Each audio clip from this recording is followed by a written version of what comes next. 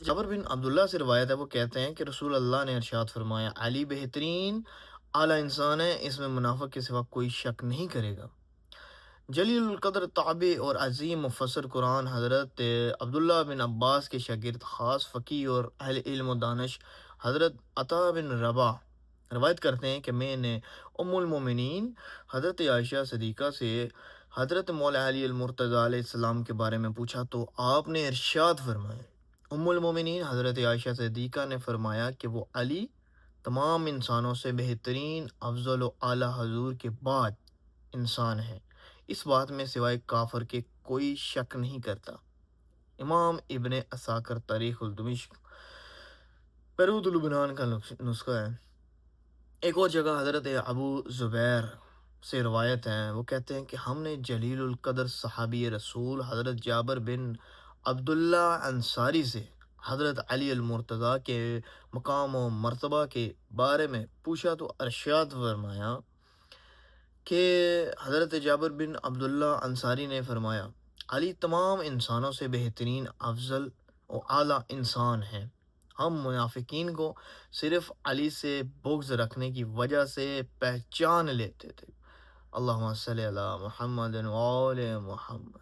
ایک اور جگہ پہ حضرت عبداللہ بن مسعود سے روایت ہے کہ آپ کہتے ہیں کہ رسول اللہ نے ارشاد فرمایا،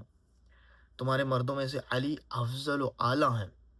تمہارے جوانوں میں سے امام حسن و حسین افضل و اعلیٰ ہیں،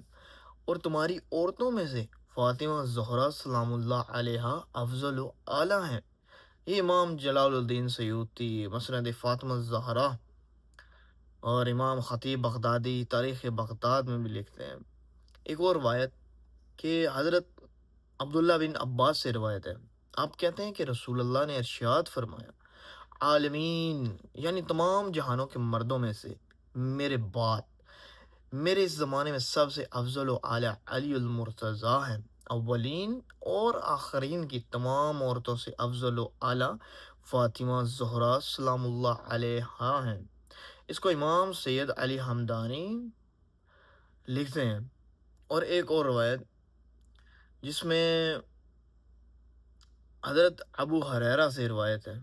وہ کہتے ہیں کہ رسول اللہ صلی اللہ علیہ وآلہ وسلم نے ارشاد فرمایا، اے فاطمہ، کیا تم اس بات پر راضی نہیں ہو کہ اللہ عز و جل نے تمام اہل زمین یعنی کائنات میں سے صرف دو انسانوں کو افضل و اعلیٰ چنا ہے، ان میں سے ایک تیرا والد اور دوسرا تیرا شوہر ہے۔ اس کو امام حاکم المستدرک میں لکھتے ہیں۔ اور ایک اور روایت جس میں حضرت عمر بن خطاب سے روایت ہے، وہ کہتے ہیں کہ میں نے رسول اللہ صلی اللہ علیہ وآلہ وسلم کو فرماتے ہوئے سنا، اگر ساتوں آسمانوں کو ترازو کے ایک پلڑے میں رکھا جائے اور دوسرے پلڑے میں علی المرتضیٰ کا ایمان رکھا جائے تو یقیناً علی کا ایمان اس ساتوں آسمانوں سے بھاری و وزنی ہوگا۔ اس کو امام ابن عساکر تاریخ دمشق الکبیر میں بھی لکھتے ہیں، بیروت لبنان، امام ذہبی بھی لکھتے ہیں، اور امام عبد الرؤف المناتی بھی لکھتے ہیں۔ ایک اور روایت حضرت عمر کے مطابق حضرت عمر بن خطاب سے روایت ہے کہ وہ کہتے ہیں کہ رسول اللہ صلی اللہ علیہ وآلہ وسلم نے فرمایا، بے شک ساتوں آسمانوں اور ساتوں زمینوں کو اگر ترازو کے ایک پلڑے میں رکھا جائے تو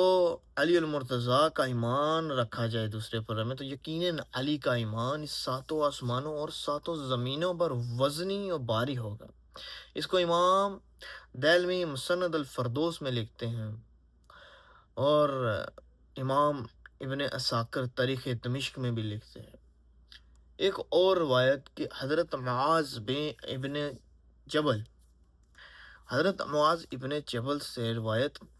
کہ رسول اللہ صلی اللہ علیہ وآلہ وسلم نے فرمایا، اے علی،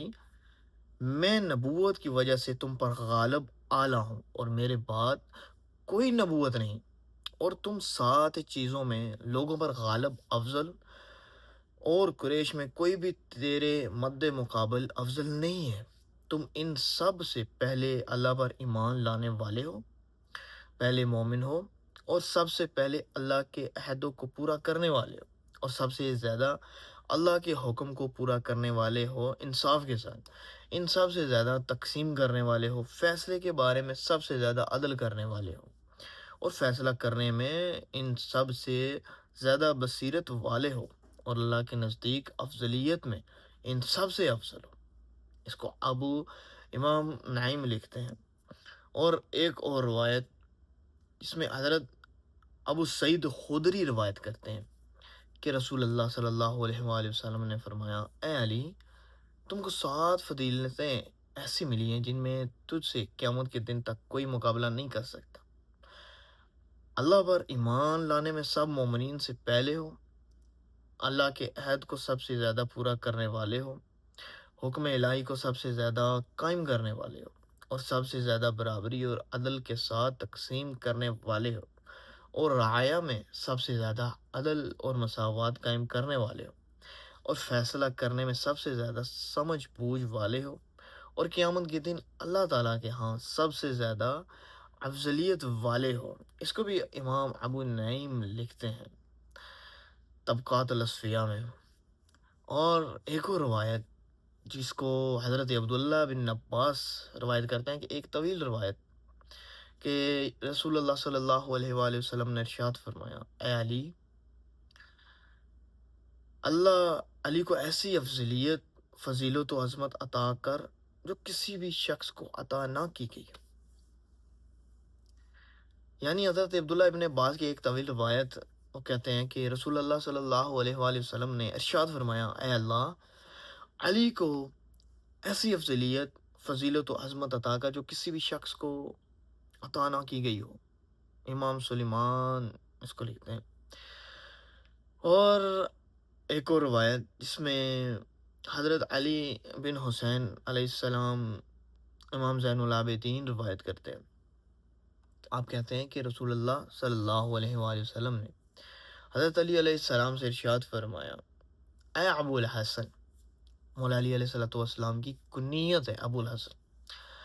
اگر ساری مخلوق کا ایمان اور ان کے اعمال افعال ترازو کے ایک پلڑے میں رکھے جائیں، اور تیرا صرف جنگ احد کے دن کا عمل ترازو کے دوسرے پلڑے میں رکھا جائے، تو تیرا عمل ساری مخلوق کے تمام اعمال افعال سے وزنی ہوگا۔ اور بے شک اللہ تعالیٰ نے احد کے دن اپنے مقرب فرشتوں پر تیرے ذریعے فخر کیا، اور ساتوں آسمان کے پردے اٹھا دیے، جنت اور ان کے اندر رہنے والے ہر چیز اور ہر نعمت تیری طرف بڑھی، تیرا دیدار کیا، اور تیرے اس عمل فعل پر تمام جہانوں کے رب نے فخر کیا، اور بے شک اللہ تعالیٰ اس دن کے بدلے تم کو ایسا صلہ عطا کرے گا جس کو دیکھ کر ہر نبی اور رسول اور صدیق اور شہید رشک کرے گا۔